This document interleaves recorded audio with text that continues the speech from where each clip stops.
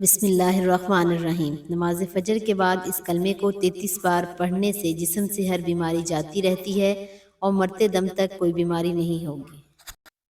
محترم ناظرین، اگر آپ مختلف بیماریوں کا شکار ہیں یا آپ کے گھر کے اندر کوئی شخص مریض ہے، بیمار ہے یا کوئی بیمار ہو جاتا ہے تو اس کو جلد شفا نہیں ملتی یا ایک بیماری جان چھوڑتی نہیں دوسری پہلے آ جاتی ہے، تو اگر اس طرح کے مسائل کے اندر آپ مبتلا ہیں تو بس یہ کلمات پڑھ کر اپنے اوپر دم کر لیں۔ جائیو مریض ہے، آپ کے گھر کے اندر اس کو دم کر کے پلا دیں۔ اس عمل کی برکت یہ ہے، ان کلمات کی طاقت یہ ہے کہ اس کے پڑھتے ہی اس کے وجود کی تمام بیماریوں کا خاتمہ ہو جاتا ہے اور وہ ساری بیماریاں مر جاتی ہیں اور ساری کی ساری ختم ہو جاتی ہیں۔ اسی لیے آپ نے نماز فجر کا جو وقت ہے، جب صبح کی روشنی پھیلنا شروع ہوتی ہے، سورج طلوع ہونے سے پہلے کا وقت ہوتا ہے، اس وقت کی نماز کو بہت اہمیت حاصل ہے۔ اس کی بہت ساری فضیلت احادیث مبارکہ میں بھی آتی ہیں، کیونکہ جو شخص فجر کی نماز پڑھتا ہے وہ اللہ کی حفاظت اور ایمان میں رہتا ہے، اور یہ بات بڑی اہم اور آپ کو سمجھنے والی ہے، کیونکہ اس طرح کے اعمال تو بہت سارے لوگ بتائیں گے لیکن سینے کا راز کوئی نہیں بتاتا۔ آج میں سینے کا راز آپ کو بتانے جا رہی ہوں، اور یہ اتنا قیمتی عمل آپ کو دے رہی ہوں، جس نے اس کو کر لیا وہ کامیاب ہو گیا، اور فجر کی نماز پڑھنے والا شخص شیطان کے شر سے محفوظ رہتا ہے۔ یہ آپ نے اولاد کے حصول کے لیے، اگر کوئی عورت بے اولاد ہو اور اولاد کی نعمت سے محروم ہو، چاہتی ہے کہ اللہ تعالیٰ اسے اولاد کی نعمت سے نوازے، تو اس مقصد کے لیے چاند کے مہینے کی پہلی جمعرات کو اول و آخر 3 مرتبہ درود پاک پڑھے، درمیان میں 111 مرتبہ سورہ فاتحہ پڑھے۔ بسم اللہ الرحمن الرحیم، الحمدللہ رب العالمین، الرحمن الرحیم، مالک یوم الدین، ایاک نعبد و ایاک نستعین، اہدنا الصراط المستقیم، صراط الذین انعمت علیہم غیر المغضوب علیہم ولا الضالین۔ سادہ پانی کے گلاس پر دم کریں، اس دم کیے ہوئے پانی کو تھوڑا تھوڑا میاں بیوی کو پلائیں، ہر جمعرات کو 7 جمعرات تک عمل کریں، کسی بھی جمعرات کو ناغہ نہ کریں۔ انشاءاللہ اس عورت کے حمل قرار پائے گا اور وہ اولاد کی نعمت سے سرفراز ہوگی۔ خاوند کو راہ راست پر لانے کے لیے، اگر کسی خاوند بری عادات کا شکار ہو کر راہ راست پر نہ آتا ہو، گھر میں ہر وقت لڑائی جھگڑا رہتا ہو، تو ایسی صورت میں چاہیے کہ 11 مرتبہ سورہ فاتحہ پڑھ کر پانی پر دم کریں اور ہر روز خاوند کو پلائیں۔ انشاءاللہ تعالیٰ سورہ فاتحہ کی برکت سے بھٹکا ہوا خاوند راہ راست پر آ جائے گا، اس کی بری عادات چھوٹ جائیں گی اور نیکی کی راہ پر گامزن ہو جائے گا۔ بگڑے ہوئے کو راہ راست پر لانے کے لیے سورہ فاتحہ بہت جلد اثر دکھاتی ہے۔ نظر بد سے بچاؤ کے لیے، جس بچے کو بہت زیادہ نظر لگتی ہو، ہر روز کسی نہ کسی نظر بد کا شکار ہو جاتا ہو، تو اسے چاہیے کہ باوضو حالت میں سورہ فاتحہ لکھ کر تعویذ میں محفوظ کر کے بچے کے گلے میں ڈال دیں۔ انشاءاللہ بچہ نظر بد سے محفوظ رہے گا۔ اگر کسی بچے کو نظر بد ہو تو اس سے اس طرح دم کریں اور بچہ ٹھیک ہو جائے گا۔ فالج کے مریض سے بچنے کے لیے، فالج کے مرض میں مبتلا افراد کے لیے سورہ فاتحہ اکسیر کی حیثیت رکھتی ہے۔ جو بھی کوئی فالج کے مریض میں مبتلا ہو، کسی دوسرے شخص کو چاہیے کہ باوضو حالت میں شیشے کے برتن پر سورہ فاتحہ لکھے اور اسے خالص روغن باللسان سے دھوئے، اور اس کے بعد 70 مرتبہ سورہ فاتحہ پڑھ کر تیل پر دم کیا اور تیل کسی شیشے میں وغیرہ میں ڈال کر محفوظ کریں۔ ہر روز اسے تیل کی مالش کریں، انشاءاللہ چند دنوں میں افاقہ ہوگا، شفائی کاملہ نصیب ہوگی۔ ایک روایت میں ایک ابلیس کو اپنے سر پر خاک ڈالنے کی نوبت 4 مرتبہ پیش آئی۔ ایک مرتبہ اس وقت جب اس پر لعنت ہوئی، دوسری وقت جب اس کو نظر انداز کیا گیا، تیسرا اس وقت جب نبی کریم صلی اللہ علیہ وسلم کو نبوت عطا ہوئی، اور چوتھا اس وقت جب سورہ فاتحہ نازل ہوئی۔ ابن قیم رحمۃ اللہ علیہ لکھتے ہیں کہ مجھے طواف وغیرہ کے دوران بسا اوقات ایسا شدید درد اٹھتا کہ میں حرکت نہیں کر سکتا تھا، تو میں ایسی کیفیت میں فوری طور پر سورہ فاتحہ پڑھ کر درد والی جگہ پر ہاتھ پھیرتا تو درد ایسے فوراً رفع ہو جاتا جیسے تھا ہی نہیں۔ میں نے اس چیز کا تجربہ مشاہدہ کئی بار کیا، اس طرح زمزم کا پیالہ بھر کر اس پر سورہ فاتحہ پڑھ کر پیتا تو مجھے بہت فائدہ اور توانائی حاصل ہوئی، کسی دوسرے سے اتنی نہ ملتی تھی۔ ناظرین، سورہ فاتحہ، فاتح الکتاب، ام الکتاب، سبع المثانی، کامل شفا، مؤثر دوا، بہترین دم، خزانوں اور کامیابیوں کی کنجی، جسمانی طاقت کی محافظ، غموں، پریشانیوں، خدشات اور مشکلات کے لیے ترقیاتی سورۃ فاتحہ ہے۔ البتہ یہ تمام چیزیں شخص کو حاصل ہو سکتی ہیں جو فاتحہ کا مقام حقیقی انداز میں پہچان لے اور اس راز کو حاصل کر لے جس کی وجہ سے اس سورت کو اتنا بڑا مقام دیا گیا ہے۔ یہی وجہ ہے کہ یہ تمام چیزیں سب چند صحابہ کرام میں مکمل تھی، تو بچھو اور سانپ کے ڈس سے ہوئے شخص کو صحابہ کرام نے سورہ فاتحہ سے دم کیا تو اسے فوراً طور پر شفا حاصل ہو گئی۔ اسی لیے نبی کریم صلی اللہ علیہ وآلہ وسلم نے صحابی سے پوچھا، آپ کو کیسے معلوم ہوا کہ سورہ فاتحہ دم بھی ہے؟ اگر کسی کو توفیق ملے، نور بصیرت سے اتنی مدد حاصل ہو کہ وہ اس سورت کے رازوں سے پردہ اٹھا سکے اور سمجھا سکے کہ سورت میں عقیدہ توحید، ذات باری تعالیٰ، اسماء و صفات اور افعال اہلیہ، شریعت تقدیر اور آخرت کا ثبوت، خالص توحید، ربوبیت، الوہیت،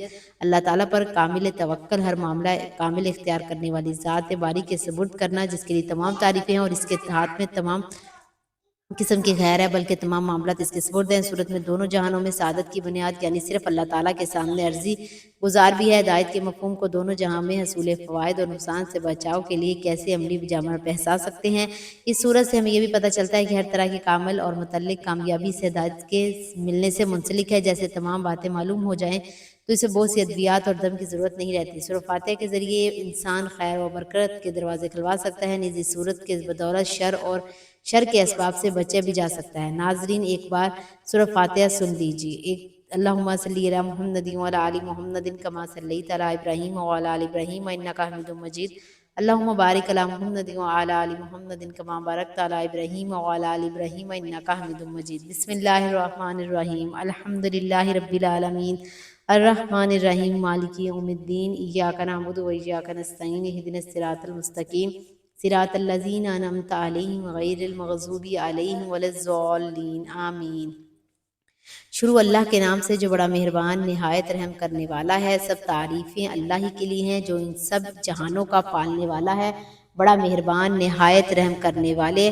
جزا کے دن کا مالک، ہم تیری ہی عبادت کرتے ہیں اور تجھی سے مدد مانگتے ہیں۔ ہمیں سیدھے رستہ دکھا، ان لوگوں کا رستہ جن پر تو نے انعام کیا، نہ کہ جن پر تیرا غضب نازل ہوا اور وہ گمراہ ہوئے۔ ناظرین، سورہ فاتحہ پڑھنے کے بعد آپ نے اس تسبیح کو 33 بار پڑھ کر مریض پر دم کرنا ہے، انشاءاللہ شفا یابی ہوگی۔ اذهب الى باس رب الناس واشفی شافی لا شفاء الا شفاعک شفاء لا یغادر سقما۔ ترجمہ: اے لوگو، رب تکلیف کو دور کر دے اور شفا عطا فرمائے، تو ہی شفا دینے والا ہے، تیری شفا کے سوا کوئی شفا نہیں، ایسی شفا کہ کوئی بیماری باقی نہ رہے۔ مسند احمد میں سیدنا ابو سعید بن معالی رضی اللہ تعالیٰ عنہ سے مروی ہے کہ میں نماز پڑھ رہا تھا اور رسول اللہ صلی اللہ علیہ وآلہ وسلم نے مجھے بلایا، میں نے کوئی جواب نہ دیا۔ جب نماز سے فارغ ہو کر میں نے رسول اللہ صلی اللہ علیہ وآلہ وسلم کی خدمت میں حاضر ہوا تو آپ صلی اللہ علیہ وآلہ وسلم نے فرمایا، اب تک کس کام میں تھے؟ میں نے کہا، یا رسول اللہ صلی اللہ علیہ وسلم، میں نماز میں تھا۔ آپ صلی اللہ علیہ وآلہ وسلم نے کہا، اللہ تعالیٰ کا یہ فرمان تم نے نہیں سنا؟ اے ایمان والو، اللہ کے رسول جب تمہیں پکاریں تم جواب دو۔ اچھا سنو، میں تمہیں مسجد سے نکلنے سے پہلے بتا دوں گا کہ قرآن پاک میں سب سے بڑی سورت کون سی ہے۔ پھر میرا ہاتھ پکڑے ہوئے جب آپ صلی اللہ علیہ وآلہ وسلم نے مسجد سے جانے کا ارادہ کیا تو میں نے آپ صلی اللہ علیہ وآلہ وسلم کا وعدہ یاد دلایا۔ آپ صلی اللہ علیہ وآلہ وسلم نے فرمایا، سورۃ الحمدللہ رب العالمین یعنی 7 مثانی ہے اور یہی وہ قرآن عظیم ہے جو مجھ کو دیا گیا ہے۔ اس طرح یہ روایت صحیح بخاری شریف، ابو داؤد، نسائی اور ابن ماجہ میں بھی دوسری سندوں کے ساتھ ہے۔ صحیح بخاری میں قرآن مجید اللہ تعالیٰ کا آخری کلام ہے جو نبی پاک صلی اللہ علیہ وآلہ وسلم پر نازل ہوا اور دوسری آسمانی کتابوں کی طرح اس میں کوئی تحریف نہیں ہے۔ ہمارا ایمان ہے کہ آج بھی اس صورت میں ہمارے پاس موجود ہے جیسے 1400 سال پہلے رسول اکرم صلی اللہ علیہ وسلم پر نازل ہوا، اور اس میں ایک بھی زبر زیر کی تبدیلی نہیں کی گئی کیونکہ اس کی حفاظت کا ذمہ اللہ تعالیٰ نے خود لیا ہے۔ اللہ تعالیٰ فرماتے ہیں، ہم نے یہ ذکر قرآن مجید نازل کیا اور ہم ہی اس کی حفاظت کرنے والے ہیں۔ سورۃ الحجر آیت نمبر 15 اور 9 میں اللہ تعالیٰ نے انسان کو اپنی بندگی کے لیے اس دنیا میں بھیجا تاکہ اپنے شکر گزار اور ناشکرے بندوں کا امتحان لے سکے۔ اللہ نے انسان کی رہنمائی کے لیے رسول بھیجے اور اس کے ساتھ معجزات بھی اتارے، لیکن پچھلی قوموں نے اس سے روگردانی کی اور اللہ کے عذاب کو دعوت دی۔ اللہ تعالیٰ نے حضرت محمد صلی اللہ علیہ وسلم کو عرب کی سرزمین پر اپنا آخری نبی بنا کر بھیجا اور قرآن کو جبرائیل علیہ امین السلام کے ذریعے رسول اکرم صلی اللہ علیہ وسلم پر معجزے کی صورت میں نازل فرمایا۔ اس کی بے شمار صفات ہیں جن میں سے ایک شفا ہے۔ اللہ تعالیٰ نے خود قرآن مجید کو شفا قرار دیا۔ یہ قرآن جو ہم نازل کر رہے ہیں مومنوں کے لیے تو سراسر شفا ہے۔ تو اے ایمان والو، تم بھی سورہ ہم سجدہ میں شفا کا باعث ہے اور کفار اس کو نہیں سمجھتے۔ اللہ کی رحمت بہت وسیع ہے اور ہر شخص اس کو اپنے ظرف اور رحمت کے مطابق حاصل کرتا ہے۔ اللہ تعالیٰ کی راحت کو تمام سمندروں کی گہرائی میں ملا کر ڈالا جائے تو اس کی وسعت اور گہرائی کا اندازہ نہیں لگایا جا سکتا۔ اللہ تعالیٰ فرماتے ہیں، اے لوگو، تمہارے پاس تمہارے رب کی طرف سے ایک ایسی چیز آئی ہے جو نصیحت ہے، جو دلوں میں روگ ہے اس کے لیے شفا ہے اور رہنمائی کرنے والی ہے اور ایمان والوں کے لیے رحمت ہے۔ سورہ یونس۔ قرآن مجید ہر قلبی، روحانی، جسمانی اور نفسیاتی بیماریوں کے لیے شفا ہے۔ قرآن مجید خود بیان کر رہا ہے، دلوں کے روگ، حسد، کینہ، بغض، منافقت، ڈپریشن ہے، ان کے لیے شفا ہے۔ اللہ تعالیٰ کا ذکر روح کی غذا ہے اور جسم کی طاقت اور توانائی بخشتی ہے۔ اللہ تعالیٰ فرماتے ہیں، ہر قسم کے میووں سے کھا پھر اپنے رب کی تجویز کردہ آسان راہوں پر چلان کے پیٹ سے پینے کی چیز نکلتی ہے جس کے مختلف رنگ ان میں لوگوں کے لیے شفا ہے، بے شک ان میں ان لوگوں کے لیے نشانی ہے جو سوچتے ہیں۔ سورۃ النحل دنیا میں عزت، عروج اور غلبہ کا وعدہ قرآن مجید کو مضبوطی سے تھامنے اور اس پر عمل کرنے سے مشروط ہے۔ اگر ہم دنیا میں مغلوب اور بے توقیر ہیں تو اس کی کیا وجہ ہے کہ ہم نے قرآن مجید کو ترک کر دیا ہے؟ ہمارا معاشرہ ایمان، نیکی، تقوی، ایمانت، دیانت، صداقت اور شجاعت کے بجائے شرک، بدعت، ظلم، بے رحمی، قتل، وقارت، لوٹ کھوس،